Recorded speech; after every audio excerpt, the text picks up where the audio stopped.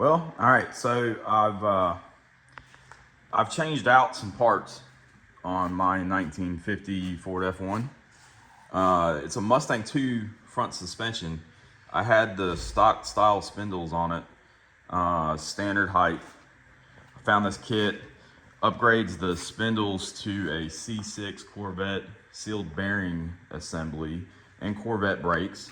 So it altered my track width a little bit. Plus I went with a 2-inch drop. So this is how I originally designed the truck, to run a 2-inch drop. So I knew I was going to run into some fender clearance issues. So what I've done so far is to go for a test drive and determine my ride height. I just cut my fenders off. So I tried to get it like a straight line so that when I extend it, it doesn't alter the shape of the new fender. So here we go. I've never widened fenders before. Well, truck fenders. I've done some trailer fenders. They were easy though, they're all straight. Yeah, so this is not something I've done before, so I wouldn't take this as a how-to, but maybe you can learn something from it, because I'm sure I will. So I'm gonna start by cutting a strip. This is 18 gauge. I'm gonna start by cutting a strip. So I measured the whole length is it's like 6.5 foot or something like that from end to end. So I'm just gonna cut me a strip, the length of this piece, 8 foot. Probably, I'm thinking I'm gonna start 1.5 inches wide, and then I'll trim it to fit. So I know this line isn't perfectly straight. So what I'm gonna do is I'm gonna cut that metal first. I'm gonna spray some blue on it so I can mark it. And then I'll set it slightly up under the existing edge there and trace it out and trim it so I get a real nice tight fit up. All right, so let me get that done. Then I'll let you see it. All right. If you start getting into this work, this is a Cleco kit. Omega Technologies is this one. MRO Tools. I think it came off of Amazon. And those are the type that I'm after. And I see my pliers aren't in there. So, these are really helpful. It beats trying to use like clamps, like welding clamps, C-clamps, tacking stuff up temporarily. These are really nice. So I've backpedaled a little bit. I'm gonna try to simulate the width that I'm after, to get a little bit closer, just because I'm cheap and I don't want to waste too much metal. Because I was thinking of cutting this strip like 1.5 inches, maybe 2 inches. So yeah, let me see if I can mock this up a little bit better. I'd really like to go ahead and get that running board cut to where it needs to be too, because that's gonna help my fit up a whole lot better. All right, let me snap these Clecos on there and I'll be back. So that's the pliers. It's simple as squeezing, placing, letting go, and that's it. And I mean, it creates that's pretty tight, you know. So just helps. But yeah, I'm gonna play with this, adjust it back and forth a little bit, see if I can come up with something closer, and then I'll get to cutting metal. All right, so all Clecoed in. I've got the fender kind of shimmed where I want it, although that running board's throwing it off a little bit. And then the front lower fender is it's not bolted in place where it's supposed to be. You know, it'll have to get widened too. So I've got it kind of like pulled out and up against the support that runs in here. So I've got the fender about where I think it would go if it was spaced an inch out or widened an inch. I got the truck aired down to like the lowest I would ever ride, which is about 75 PSI. That gives it the nice cushy ride. Typically maybe on the highway I might ride like this on a long trip or something like that. But other than that, typically I'm at like 90 PSI, which is probably about 3/4 of an inch higher than this. So I've got the fender sitting pretty close to where it needs to be. The clearance here, I can almost get my hand in there. So a hard bump riding this low, it might touch. I think I'm gonna go out. I'm gonna go out probably another 1/2 inch. So we'll call it 1.5 inches is what I'm gonna shoot for. So I'll make that strip 2 inches and tack weld it in, and then go from there. So, all right, I'm gonna cut this metal. I will tack it in, and then we'll take a look at the fit up after that. And then maybe at that point I can see how misaligned that is. I've got to get that running board cut so I can get a better idea where I need to be. All right, let me do this.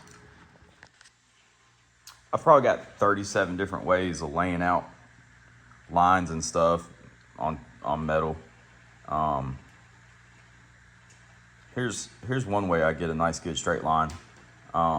You know, I think when everybody starts out, they just start taking a tape measure and trying to draw this line, and you know, maybe with a marker or something like that, and then you got this big fat line and you're trying to follow it with your tool and they don't come out that great. This is my technique. So this is all Harbor Freight stuff.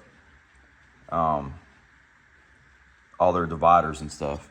So I'm looking for 1.5 inches. Well, 1.5 inches overall. I'm gonna cut it 1.25 inches. And this ain't gotta be exact. I just want a nice straight line. All right, so that's about 1.25 inches. All right, so I've got this square, but what I did is I've got a hole drilled in it. I'll show you what that's for. So I'm gonna set this thing to line up with that hole at 1 3/4 inches.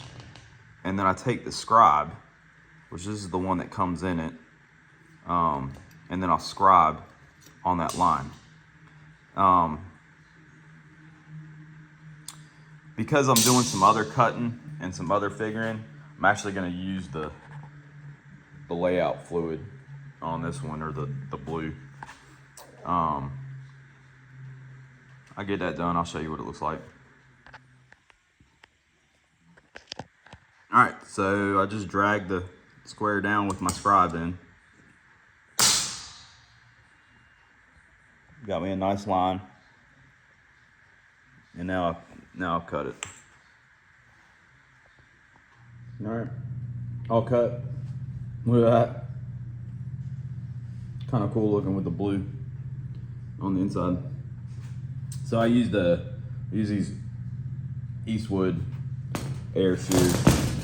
One thing I've learned with them is if you use just a standard air chuck, it drags on the metal for the good cutting angle. So I had to put this swivel adapter on. They work well. You definitely got to keep the edges lubed up. Helps out. All right, I'm gonna get this bent and fitted to the truck.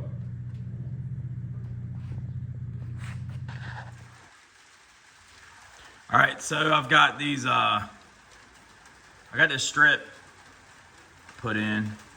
So I don't know if you've ever seen these. These are helpful too. Just a little square dowel. Here, I'll take it apart.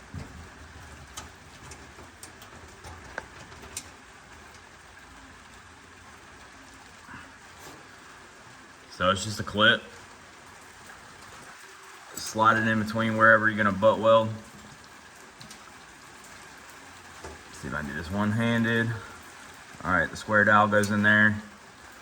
You tighten the wing nut and it holds the metal perfectly flat. All right, so, you know, if this line was perfectly straight, this would work out, but it's not. When I go down the back side of the fender and the front side of the fender, it kind of changes a little bit. So, like in this area, I'm looking pretty good all the way across. Right there is pretty good. But then when we get here, you see what happens? So that's not gonna work. It starts to get better down there, but what I'm gonna do is probably about in this area. I'll cut that strip there and make it 2 separate strips. And then again on the front, when I get to this area, I'll make it another strip to tack it in so you don't get that weird gap.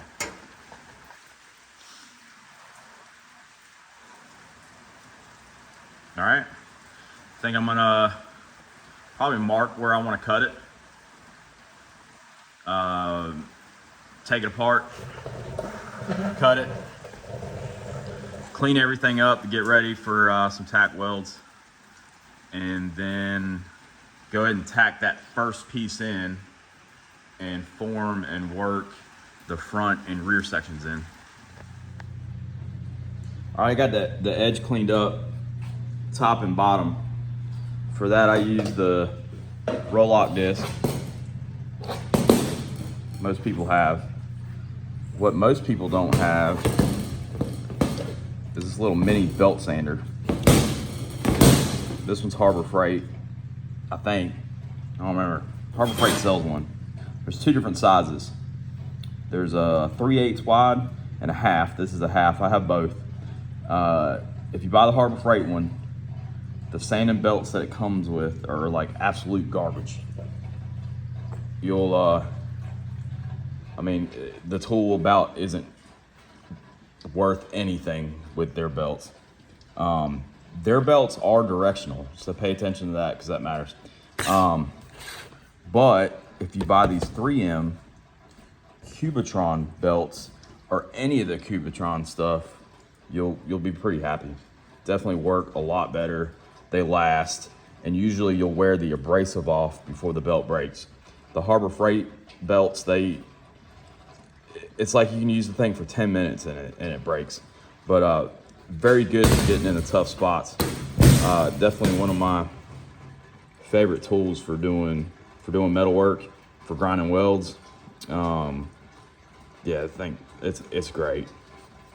All right, back to it. I'll get this piece cleaned up and get it all set in.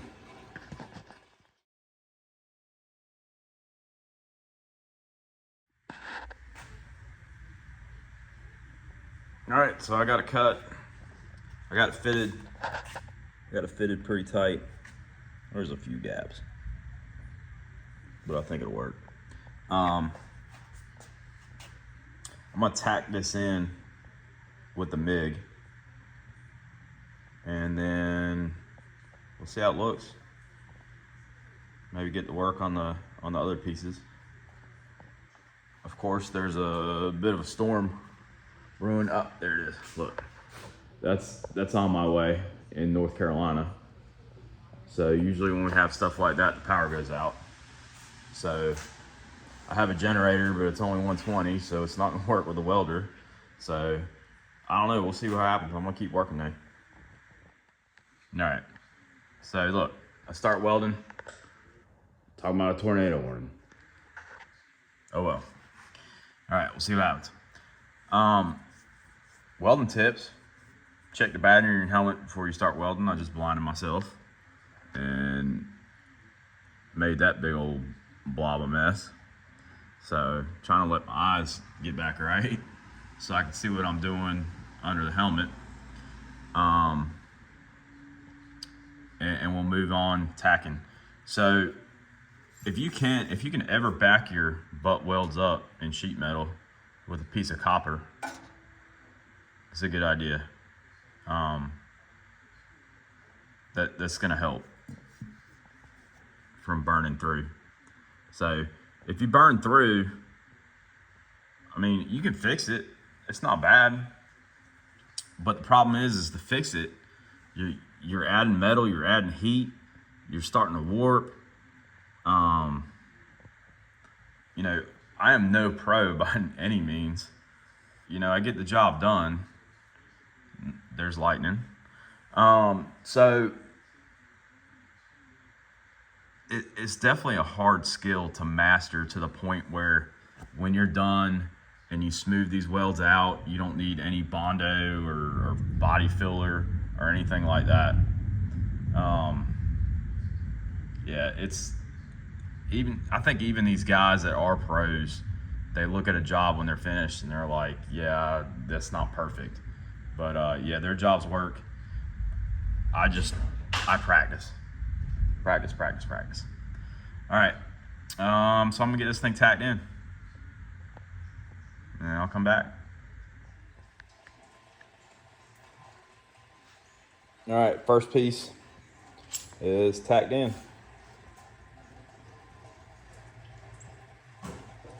So I'll start getting the shape right on this front piece and tack it in. By the way, this bluing, I clean it off before I weld. I just use acetone. I don't sand it off. I think sanding leaves some of that abrasive behind all the time, and your welds don't come out as good. Not to say my welds are great, but you know, they work. So that was a decent one. It's pretty flat. That one, not so much. Practice. The metal got pulled in here, and now it's overlapping. If you try to pull this out and straighten it, you're gonna get all this weird warping. So you really got to fit the metal to what you got to keep it straight. So to get in there and remove some of it, what I'm gonna do is take my body saw and kind of hold it at an angle, and I'll make that cut to clearance that metal and bring this piece back up flush. Hindsight's always 20/20. I've started on this next piece, but just the curve this way and then the fall this way has got it. So I'm gonna have to really piece this thing together and form it up. What I really should have done was cut this strip before I cut the fender, shaped it, and then drew my cut line and cut the fender off. I think that would have been a little easier. But yeah, first time evolution here. All right, here's what I got so far.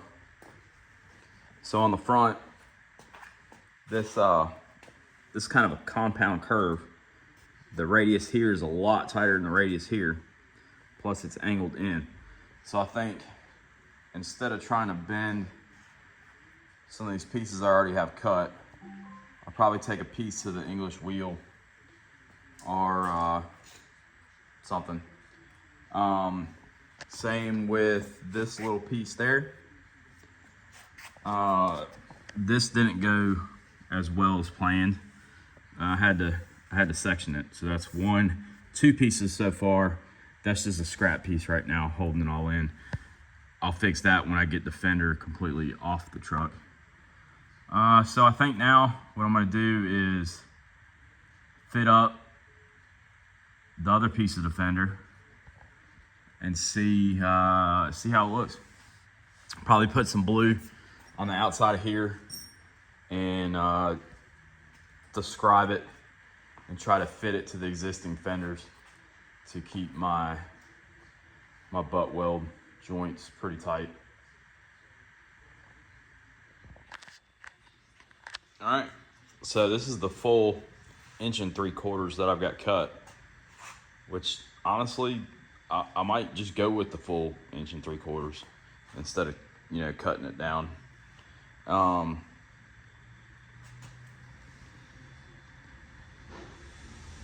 pretty happy with it so far. I gotta figure this out because this is at such an angle.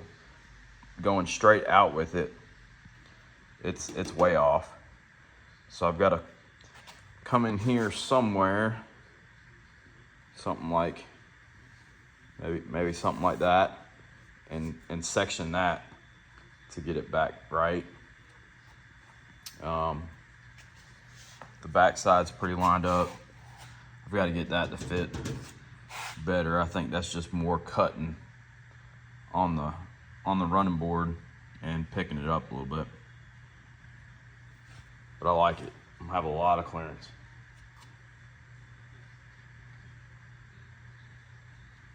All right, I'm gonna get back to work.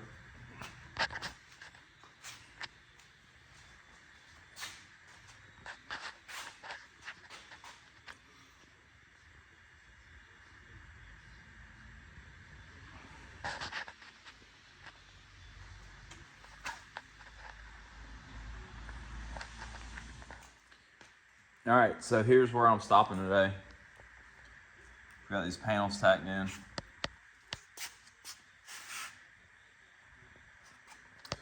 Cut that running board out, but you know, it's supposed to bolt together, but I had to take everything apart to fix that. So I just tack welded that in place. I've got that piece to make yet. I've got that piece to make yet, and then also like tucking that in somehow. I think what I'm gonna do is I'll modify that lower fender first, and then I'll work on getting this section right. I gotta think about where to cut it. That's all the way down. We've got plenty of room now.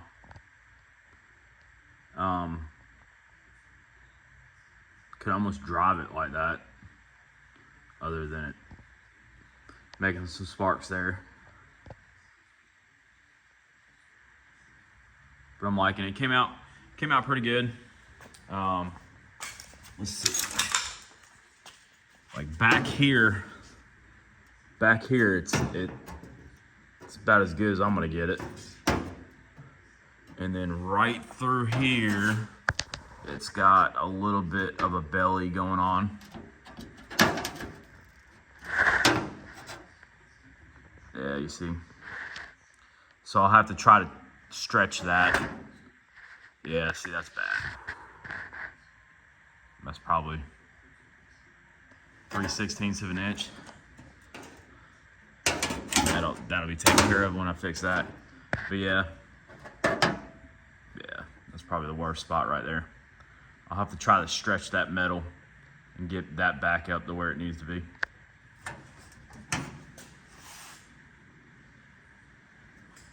All right, so I'm gonna stop there today. I'll make that part 1 of this video. There'll be a part 2 of me finishing it out, and then taking what lessons I learned on that side and coming over here to this side. All right. Hope y'all enjoy the rest of your night. We'll see you again soon.